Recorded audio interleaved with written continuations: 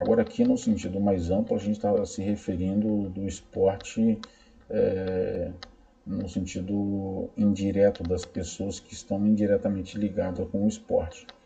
Então, a gente fala aqui do esporte nesse sentido amplo, um aspecto instrumental, ou seja, os usos que se fazem do esporte para alcançar fins que não está intrinsecamente ligado com o esporte em si, mas o esporte para outras finalidades. Por exemplo, o uso político do esporte. O Flamengo ou o Palmeiras ganha, chega um determinado líder político e já logo chama ele lá para poder ir para o Palácio do Planalto e dar, presentear e fazer toda aquela onda lá para ele ter popularidade e conseguir voto, né? O uso da saúde ele pode tanto ser pelo sentido do Estado quanto do próprio indivíduo, né? O próprio indivíduo praticante ele faz o esporte porque gosta, então está no sentido restrito, mas ele pode fazer para poder melhorar a saúde dele. Então, o indivíduo que está praticando tênis num clube, ele está praticando tênis porque gosta, mas também porque ele quer usar isso para melhorar a saúde. Veja bem, o uso político ele poderia ser utilizado para outras atividades sociais. A gente está falando aqui do esporte. Ele poderia usar outras coisas para melhorar a saúde dele. Beber mais água, equilibrar a alimentação, fazer consulta médica para fazer um check-up, verificar como é que está o estado de saúde dele. Mas não, ele usa também o esporte para poder preservar a qualidade da saúde dele. Vocês vão ver que a saúde também tem um outro sentido também. Financeiro e econômico. Essas coisas que eu estou falando aqui, ela tanto pode ser positivo quanto negativo, no sentido político, que é usado para poder manter uma política econômica neoliberal de exploração ao máximo do sistema capitalista e empobrecimento, desemprego e situações precárias de vida de milhares de pessoas, quanto pode ser feito para um uso político para promover uma política social de distribuição de conhecimento e cultura e escola como um todo. Então, esse uso político pode ser positivo ou negativo. Saúde também, no sentido positivo, no sentido negativo que poderia ter. Como se você faz uso para melhorar a saúde e ao mesmo tempo você quer aumentar o seu desempenho, sua performance física para se tornar atleta. Então, né, deixou de ser saúde, passou a ter características nocivas à saúde, né? Com um grau de sobrecarga acima daquilo que o seu corpo suporta. Financeiro e econômico, então o próprio jogador de futebol ele joga ali para poder ganhar dinheiro, mas ele é profissional, né? Pode ser pelo jogador, pode ser pelo próprio empresário do jogador que define para ele qual o destino profissional que é melhor para a carreira dele. Financeiro e econômico, a gente pode falar do Comitê Olímpico Brasileiro, que também consegue angariar recurso pelo futebol, mas ao invés de promover e qualificar esse futebol, usa para corrupção. E aí a gente vê que determinados sujeitos que são membros do Comitê Olímpico Brasileiro não podem sair do país mais porque a Interpol pode prendê-los, né, fins publicitários. Então, frequentemente você está assistindo um jogo de futebol, seja no estádio ou seja na telinha na televisão, você vai ver propaganda de banco, propaganda de carro, na camisa dos jogadores. Você vê a camisa de um jogador de futsal, parece um outdoor ambulante, não sabe nem identificar o emblema da equipe pela quantidade de patrocinador que tem, que coloca tudo. O sentido ideológico, como por exemplo ocorreu depois da Guerra Fria.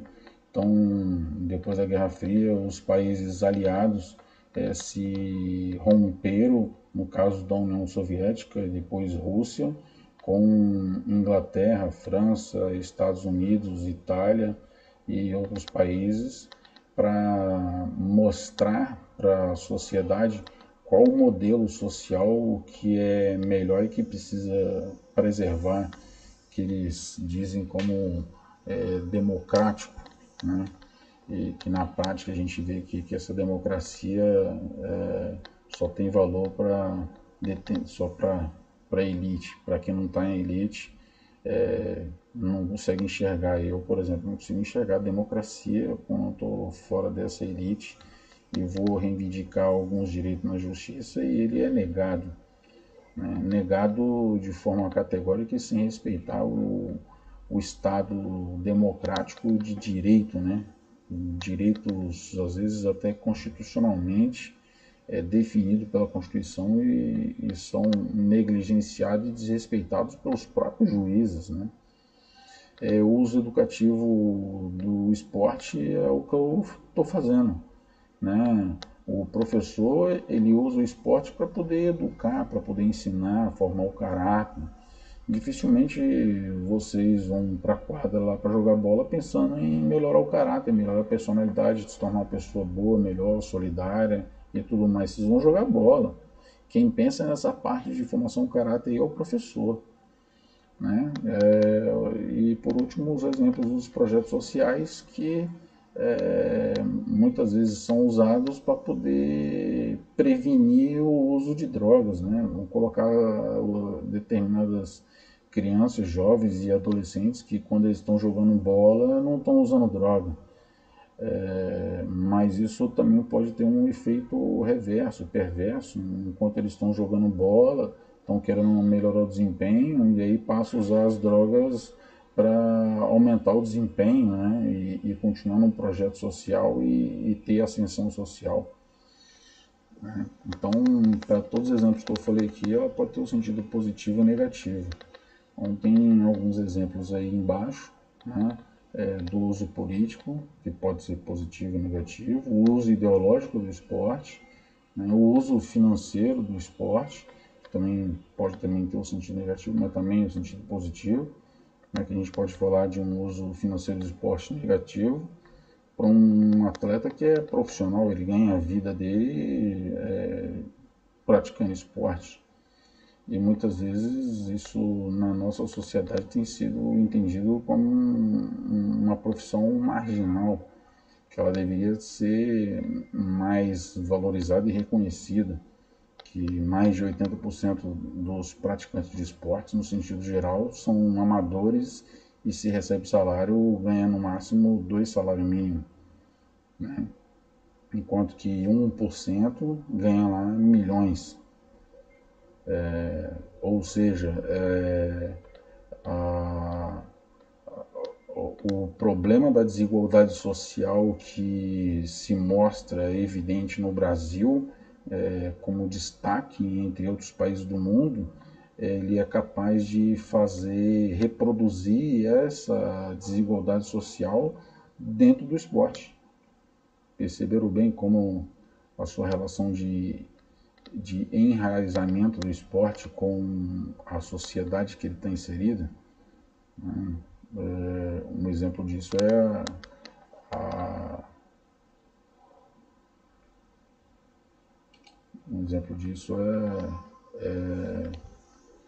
a própria desigualdade social.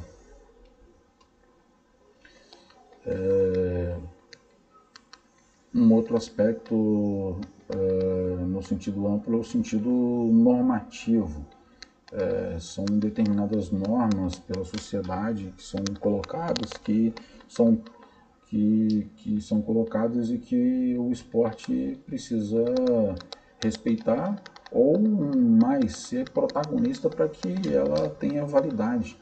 né? No caso dos Jogos Olímpicos de 2016, o Comitê Olímpico Internacional fez pressão com o governador e o prefeito do Rio de Janeiro para despoluir a Baía de Guanabara. Por quê?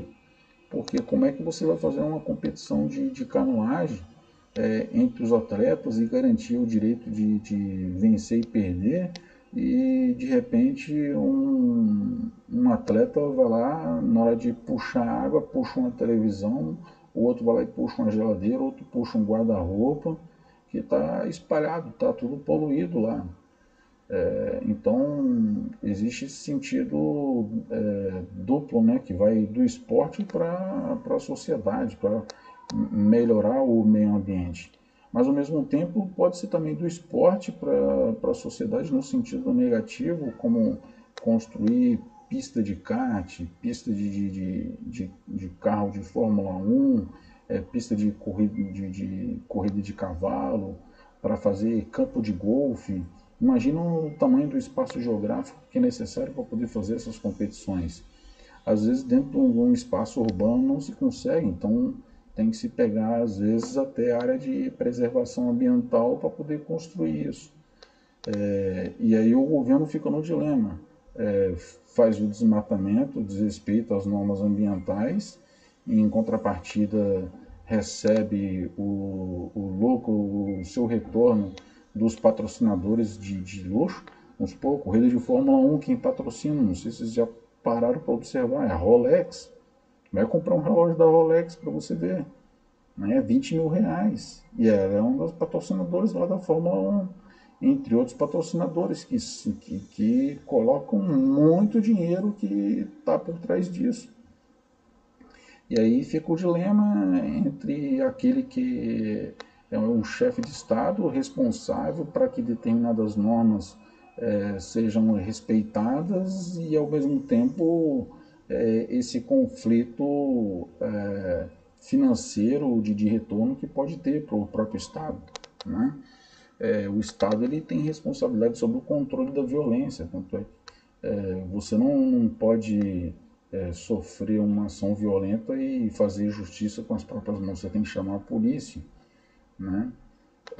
E aí nesse caso, dentro do esporte, a gente observa uma regulação da violência num sentido progressivo. Vamos falar da luta na época da Grécia, na antiguidade, em que era permitido que um dos oponentes pudesse morrer na arena. Não teria problema. Hoje em dia seria inadmissível nos Jogos Olímpicos você assistir uma luta e ver um matando o outro, né? Então as normas de controle da violência dentro do esporte eles têm aumentado cada vez mais, com o uso de protetores, o uso de determinados equipamentos de proteção, no próprio taekwondo, no próprio karatê, protetor de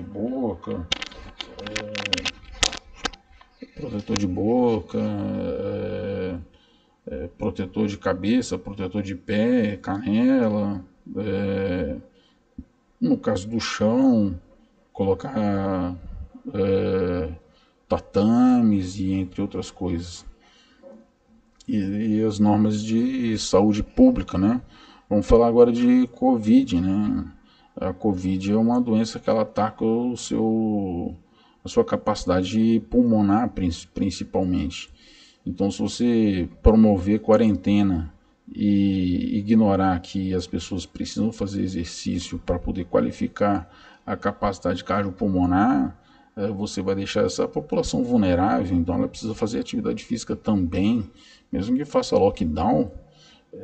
Por exemplo, nesse momento está acontecendo em alguns estados, alguns países, lockdown, mas não consegue se perceber que as pessoas precisam manter o seu nível de atividade física para qualificar a sua capacidade cardiopulmonar, que o vírus ele ataca exatamente a sua capacidade pulmonar, e se você não tiver resistência para isso, você vai ser acometido pela manifestação mais violenta da doença. Então temos aí alguns exemplos sobre o aspecto normativo do esporte e as suas relações com a sociedade. que, de novo, tanto pode ser no sentido positivo quanto negativo. Então, trouxe um quadro aqui representativo, né, demonstrativo, para a gente observar que existe um aspecto definido dos valores do esporte, ou valores intrínsecos do esporte, valores morais, como estou querendo dizer, está relacionado com o gosto e o prazer. O ethos como uma noção de fair play que faz uma interseção entre os valores do esporte e a sociedade em que ele está enraizada, e as pessoas que estão ligadas de forma indireta com o esporte, que os seus valores morais eles precisam ser questionados aos presidentes do Comitê Olímpico Internacional, presidente das federações, os dirigentes das competições, para verificar os princípios do fair play, para que ele aconteça de forma equilibrada, e os seus aspectos instrumentais e normativos que se fazem uso. Então a gente pode ver o esporte no sentido extrínseco, com valores do esporte, que também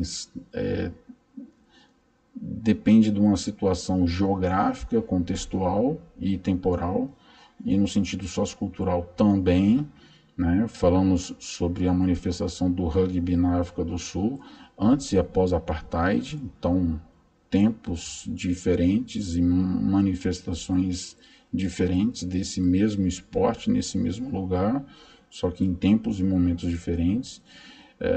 Pode produzir efeitos positivos e negativos, né?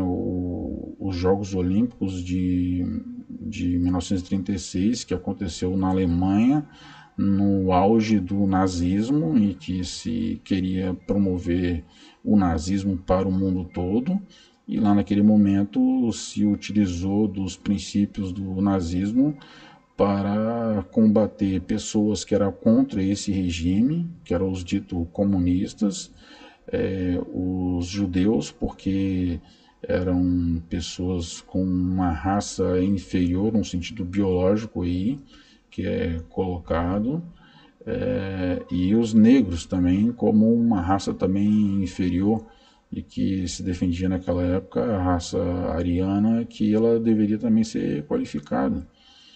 E veja bem, naquela época ficaram até com dificuldade para definir claramente sobre quem seria judeu e quem não seria judeu. O judeu é 10% judeu, 20% judeu, também vai para o campo de concentração, não vai, né? É discutível isso. Então, pelo lado esquerdo do gosto, do prazer, a gente fala de valores morais do esporte, e no lado direito, sobre o aspecto extrínseco, normativo, instrumental, com valores no esporte. Então, são os valores que se projetam para o esporte e que podem haver confluência, né, congruência ou conflito entre ambos. Assim a gente, vamos dizer assim, quase praticamente conclui essa estrutura conceitual, essas noções de fair play, para a gente fazer uma interpretação qualificada desse fenômeno esportivo que a gente está falando do esporte competitivo, né? Então, nesse slide eu deixo alguns exemplos aí sobre o aspecto intrínseco, que já mencionei, né? Já falei de alguns. E não deixar de dizer que quando a gente fala de fair play, de novo, no senso comum, tem uma expectativa social, né, do esporte, de relacionar ele com uma coisa essencialmente positiva, que não é o nosso caso, que a gente está querendo dizer aqui. E no sentido intrínseco aqui, está dizendo que o esporte sendo usado em vários países do mundo como um projeto social para melhorar o caráter, a formação humana e afastar as pessoas da droga, prevenir da droga. E alguns até para tratar, servir como um tratamento. Então, podemos ver aqui uma dimensão do fair play onde há a relação dos valores do esporte com os valores da pessoa, né? Por isso que eu falei do mundo da vida da pessoa.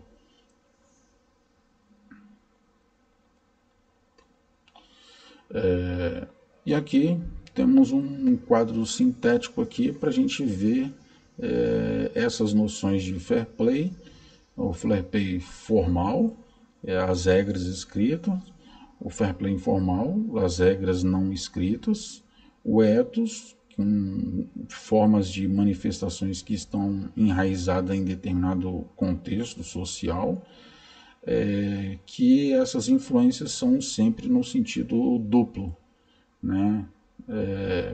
Do ethos para a sociedade, do ethos para o fair play no sentido restrito, né? Do fair play informal para a regra do jogo, da regra do jogo para o fair play informal, e por aí vai. Então aqui a gente encerra esse quadro sintético para depois a gente fazer os exercícios intelectuais para uma adequada interpretação do esporte competitivo, tal como foi apresentado nessa apresentação. Então, um abraço a todos e ficarei à disposição para tirar as dúvidas quando necessário.